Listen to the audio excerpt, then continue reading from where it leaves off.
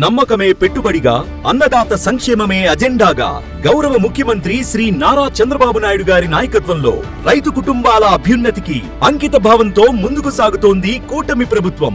Annadata Sukhibhava PM Kisan ద్వారా ఏడాదికి 20,000 పెట్టుబడి సాయం అందిస్తామన్న హామీని నిలబెట్టుకుంటూ మొదటి ఏడాదిలో 46,86,000 మంది రైతు కుటుంబాలకు 3 విడతల్లో 8,986 కోట్ల పెట్టుబడి సాయాన్ని నేరుగా రైతుల ఖాతాల్లో జమ చేసి పెట్టుబడి భారం తగ్గించి రైతన్నకు అండగా నిలిచింది కూటమి ప్రభుత్వం.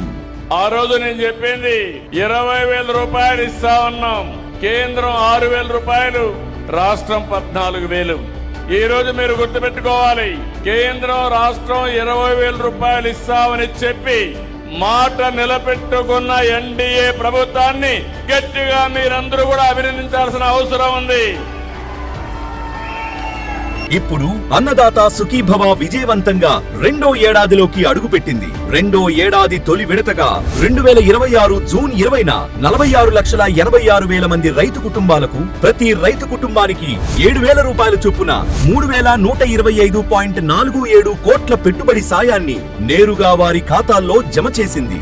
రైతన్న సంక్షేమమే లక్ష్యంగా ఇచ్చిన మాటను నిలబెట్టుకుంటూ ప్రతి రైతు కుటుంబ అభ్యున్నతికి నిరంతరం కృషి చేస్తోంది కూటమి ప్రభుత్వం.